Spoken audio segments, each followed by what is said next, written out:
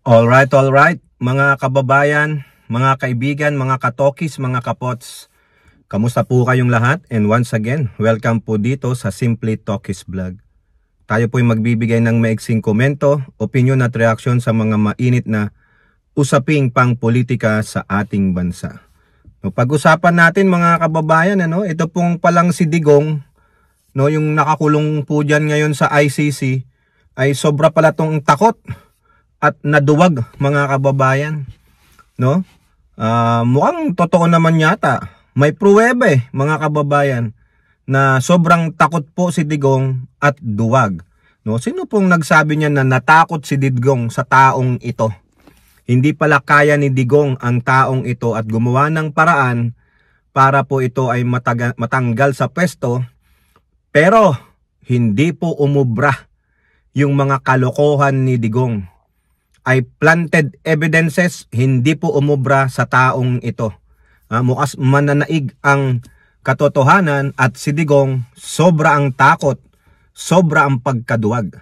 Okay, at ganun din po yung kanilang first district representative ng Davao City, si Paulo Yotyot 51 billion man, ay bumuka na naman po ang masangsang na bibig. Oo, may sinabi po siya patungkol dito sa pagkaka-appoint kay Ombudsman Jesus Crispin Remulla. Okay, so shout out po lahat sa inyo and may God bless us all. So unahin natin mga kababayan, ito pong article dito sa politico.com.ph. Siya ang natakot sa akin. Ay, natakot pala. Ex-Ombudsman Conchita Carpio Morales recalls standing up to Rody Duterte. Ito pa lang si Conchita Morales o Conchita Carpio Morales. Dati po itong Associate Justice din, retired. Tapos naging ombudsman nung panahon po ni inappoint ito nung panahon ni 7 years 2018. Panahon ni I think si Panot, kasi 2010 to 2016 si Panot Ngayon po mga kababayan, ayaw niyang sumunod sa kagustuhan ni Digong. Natapos po ang termino ni Conchita Carpio Morales ng 2018. So 7 years po yan, mandato po yan sa isang ombudsman. Ang gusto ni Digong, sundin ni Conchita Carpio Morales ang mga wishes ni Digong. Maging aso siya ni Digong, hindi po. Pumapalag po si Conchita Carpio Morales. Buwan nyo itong si Conchita Carpio Morales ay kapatid po ni Antonio Carpio. Mag-ano sila? Anak po ni Antonio Carpio, yung asawa ni Sara Duterte. O diba, it's weird. Biruin mo? Ano tawag doon? Parang pamangkin mo sa kapatid, yung anak ni Digong. Paano pag may mga occasion, may mga party? Ano yon? Plastikan. Biruin mo, sabi ni Conchita Carpio, siya ang natakot sa akin. Meaning, naduwag po. Naduwag si Digong kaya humanap siya ng paraan, gumawa siya ng paraan paano po makikick out bilang ombudsman si Conchita Carpio Morales. Ito po, kasi in-interview siya ni Karen Davila. Sabi dito, the retired Supreme Court Justice said she never felt intimidated by Duterte, who had repeatedly criticized her during his presidency. Correct. Biruin mo, kababaing tao, si Digong, pinapatulan niya yan, walang respeto. Kasi nga, hindi niya makuha ang gusto niya sa ombudsman. Ganyang kagago si Digong. Yan ang namana ng mga anak niya. Kung hindi makukuha ang gusto, magtatantrum, magwawala, di ba? Ganyan na ganyan si Sara Duterte. Tingnan niyo yung attitude niya. Nagwalwal siya sa loob ng Kongreso. Kung ano-anong pinagsasabi niya. Kinakailangan pag sinabi niya, gusto ko ito, ura-urada gagawin mo. Remember, sino ang nagpatanggal kay Alvarez bilang Speaker of the House during Digong's time? Inamin ni Digong, si Sara ang nagpaalis dyan. Kasi kung hindi susundin ni Digong yung gusto ni Sara, magwawalwal si Sara. Ganyan po, pasensya ka. minana ng mga anak mo yung masama mong ugali. Ayan inamin ni Carpio, who had repeatedly, paulit-ulit niyang kinriticize ang Conchita Carpio Morales during his presidency. Siya ang natakot sa akin. Hindi na intimidate si Conchita, kundi sinabi niya pang siya ang natakot sa akin. In 2017, 1 year ng presidency ni Digong, the Volunteers Against Crimes and Corruption, yung BACC, filed an impeachment complaint against Morales after the Office of the Ombudsman launched an investigation into allegations that Duterte and his family had amassed unexplained wealth. Biruin nyo, inimbestigahan talaga ni Morales. 1 taon na lang, matatapos yan ang termino niya. Pero ito sa pamamagitan ng Volunteers Against Crimes and Corruption, nagpagamit kay Digong. Dahil duwag si Digong, ginamit niya yan. Sampahan niya ng kaso. Iniimbestigahan kami, ang pamilya ko. Paano kami nagkaroon ng maraming yaman? Ngayon, mayayari kayo sa ombudsman. Wala na kayong kapangyarihan ngayon. Wala nang Digong Duterte na presidente na sasabihin, wag mo kaming imbestigahan. Kung hindi, lalaglag kita sa helicopter. Di ba? The impeachment bid failed to move forward after no member of the House of Representatives endorsed it. Wala. Bokya. Biruin nyo. Kakampi pa ni Digong ang mga congressman nun. Pero wala pong tumanggap. Kaya siguro, nagalit lalo si Digong sa mga congressman. Pinalitan niya ang House Speaker. Dahil hindi na naman inayunan ang gusto niya. Nagtatantrum ang matandang unggoy. Ayan, hinawakan niya sa leeg. Sino nilagay niya? Si Cayetano at Lord Alan Velasco. Morales also faced a disbarment case and a petition to remove her as ombudsman over allegation that she overstayed in office. Parehong petisyon were dismissed by the Supreme Court, allowing her to complete her 7-year term in 2028. Reflecting on those years, Morales said she viewed the political attacks as tests of her resolve and independence. Talo sila.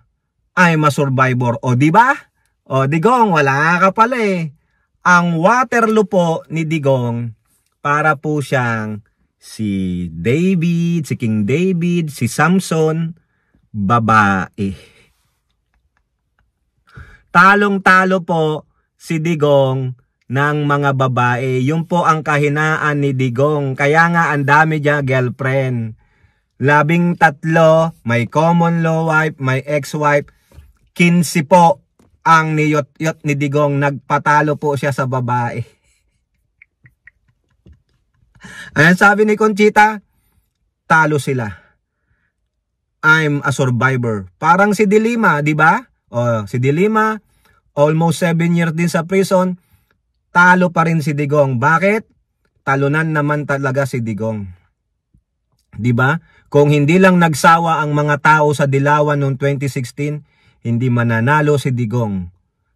Nagpaniwala tayo sa kasinungalungan, katarantaduhan ni Digong. Tama talaga si Madam Miriam Santiago. Delikado maging presidente si Digong. Ayan, nakita nyo? Ilang libong Pilipino ang nagbuwis ng buhay dahil sa kabaliwan ni Digong. Dahil sa pagiging diktador ni Digong. Sa pagiging brusko di umano pero takot at duwag pala dito kay Conchita Carpio, kay Dilima. Yung alam niya na mas magaling sa kanya, yung alam niyang mas may abilidad sa paggawa ng tamang trabaho, yun ang kakatayin niya. Pero hindi po siya nagtagumpay. Dito dalawang babae yan. Si Conchita, si Dilima. Pati kay Risa, hindi rin siya makaporma. Diba? The Waterloo of Digong are the alpha females. Okay, so yan po punta naman tayo dito sa kanyang anak na inamin ni Digong na ito ang isa sa mga pinaka-problema niyang anak, si Pulong. Lahat ng anak ni Digong, problem child mga kababayan.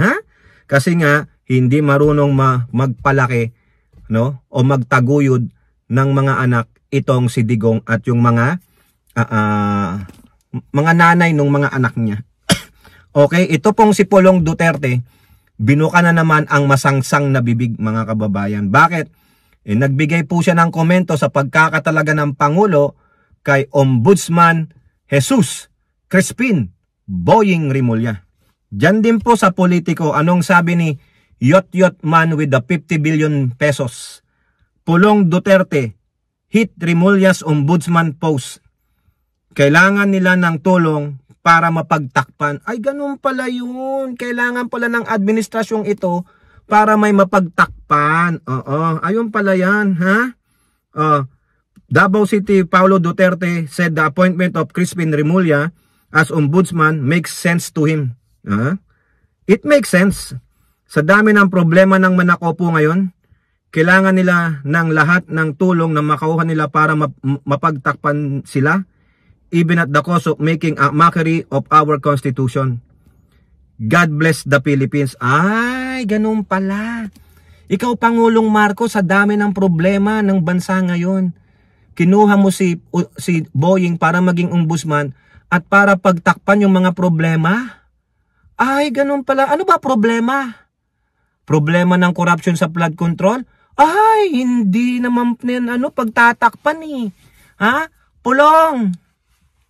Baka naman yung sinasabi mo, ginagawa ninyo at ginawa ninyo. Tingnan mo na lang yung kapatid mong Tokmol na vice presidente, anong ginawa niyang kay Alvarez. Binraso ninyo. Pinagtatakpan ninyo ang kamalian. Diba? Ano pa? Yung mga kaso mo. O ano na nangyari doon? Yung sinasabi niyong si Sandro Marcos ang naglagay kay Faustino D, it reflects on you. Kung ano yung ginagawa ninyo, yun ang nababanggit nyo, nahuhuli kayo sa sarili nyong bunganga. Ha? Binabaliktad nyo lang para kayo ang magmagandang tao. Ha? Para sabihin nyo, malinis kayo, utot mo.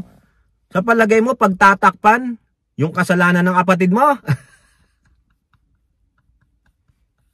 Diba? Pagtatakpan yung salin ninyo, hindi na po yun. Wala pong pinagtatakpan dito. Mabubukalkal ito. Anong sabi ni Rimulya? Parang china-channel niya po yung sinabi ng Pangulo. Walang kamag-anak, walang kakampi, walang kaalyado. Basta't nagkamali, napatunayan, dadaan sa proseso, napatunayang nagkamali, kailangan managot.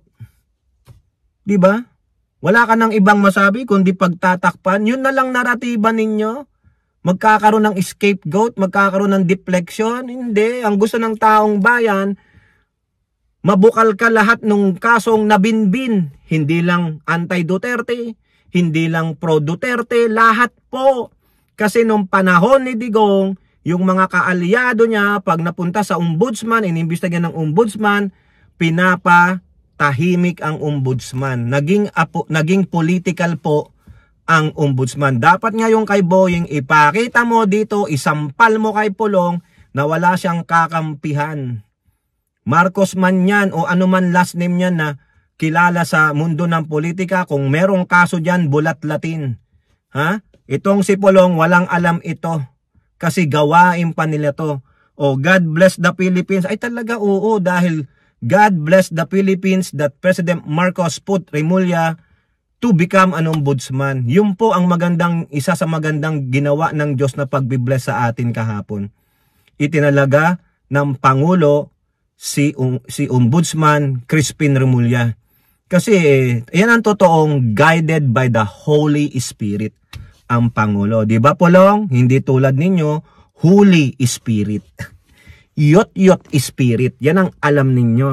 Yun lang masasabi mo pagtatakpan. Buti na lang di mo sinabi political persecution yan. Uunahin na naman ng Duterte yan. Wala yan. Unahin ni Crispin yung mga nabaon. Pero maganda, i-reverse niya yung memorandum ni Martires na hindi pwedeng isa publiko ma-access ang salin ng mga public officials without their consent. Hindi pwede yun. Ilabas nyo yan. Okay? So yan po, no? Yung mag-amang Duterte, yung tatay, takot at duwag. Yung anak, ganun din. Pareho. Birds of the same feather, flocks together. Kung ano po ang bunga, kung ano ang puno, siya ang bunga. O tingnan ninyo, si Duterte, masamang tao. Anong binunga? Masama din. Okay, kayo po, ano po ang inyong masasabi? Comment down below and don't forget to like and share. Hope to see you on next videos. Bye-bye. God bless.